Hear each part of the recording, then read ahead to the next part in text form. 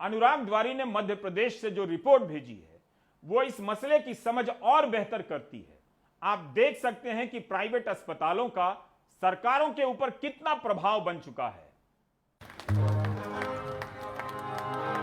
जून 2020 में भोपाल के चिरायू अस्पताल से एक साथ 1000 मरीज डिस्चार्ज होने का दावा किया गया।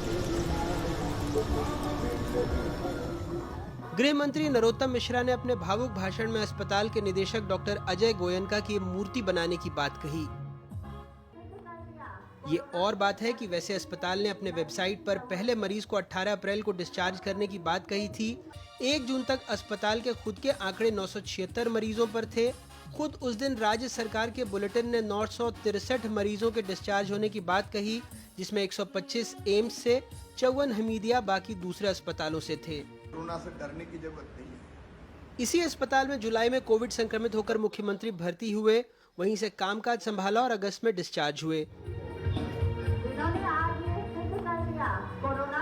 लगभग 1100 बिस्तरों के साथ भोपाल में सबसे ज्यादा मरीजों के इलाज का दावा करने वाले चिरायू अस्पताल में पिछले 1 साल में मुख्यमंत्री के अलावा राज्य के स्वास्थ्य विभाग के शीर्ष नौकरशाहों, मंत्रियों और कई वीआईपी रोगियों का इलाज किया गया।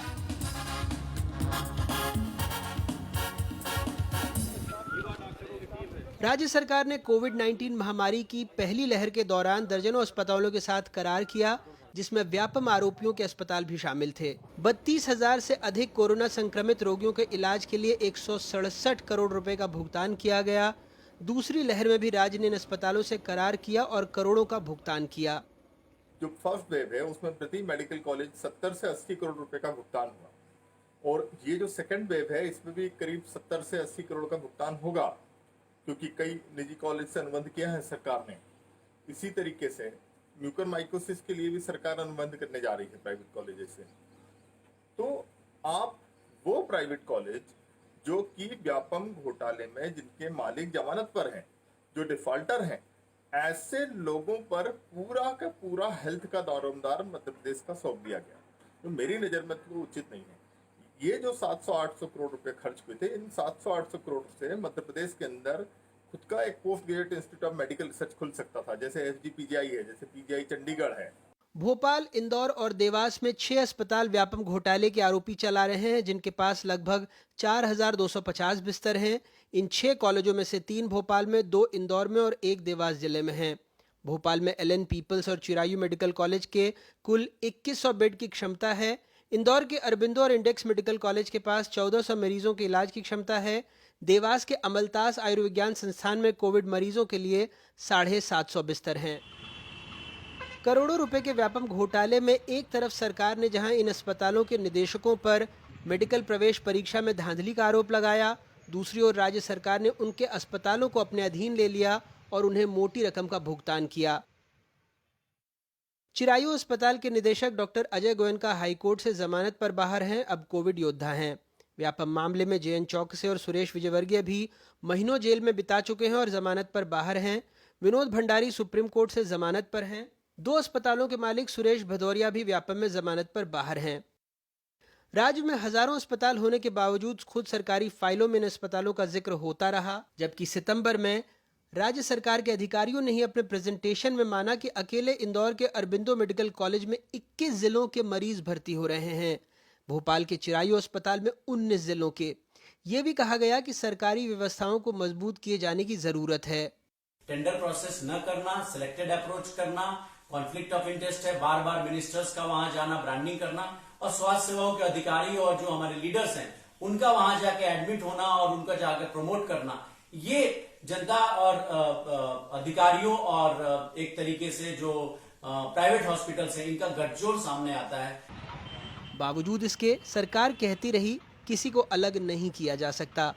ना इस तरह से हम किसी वर्ग को अलग कर सकते हैं कि कौन कहां से आता है, कहां से नहीं आता। इस पेंडेमिक में ये महत्वपूर्ण है कि हमारे हेल्थ वर्कर पूरी मुस्तैदी के साथ, पूरे उत्साह के साथ जनता की सेवा करें, मरीजों की सेवा करें।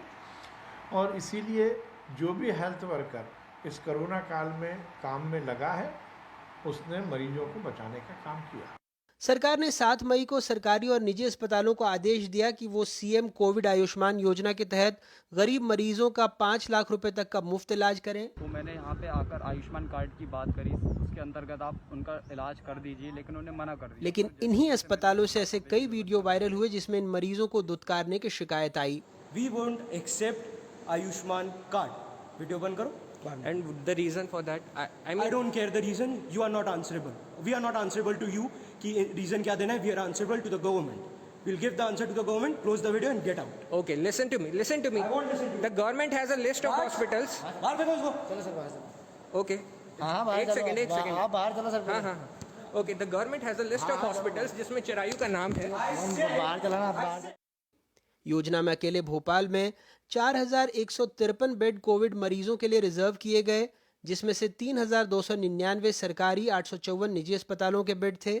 21 मई को निजी अस्पतालों में से 147 तो सरकारी में 486 मरीज थे। लेकिन जादू देखिए, महज 4 दिनों बाद यानी 25 मई को निजी में 531, सरकारी में 181 मरीज हो गए। इसका खुलासा खुद आयुष्मान योजना से इलाज कराने वाले मरीजों की रिपोर्ट से हुआ। भारत में कोरोना संक्रमण का पहला केस जनवरी 2020 में मिला।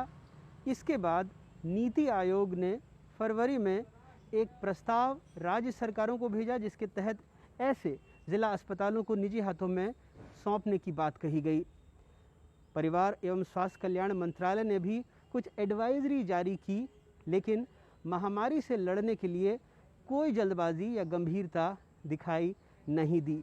यानी जब महामारी की आहट थी, उस वक्त भी सब सार्वजनिक स्वास्थ्य प्रणाली को मजबूत करने के बजाय उसे निजी हाथों में सौंपने की वकालत कर रहे थे। खैर, इस बात को 1.5 साल बीत चुके हैं, तब भी कोई जल्दबाजी नहीं थी और आज भी हालात आप देख ही रहे हैं। भोपाल से कैमरा पर्सन रिजवान खान के साथ अनुराग द्वारी, NDTV इंडिया।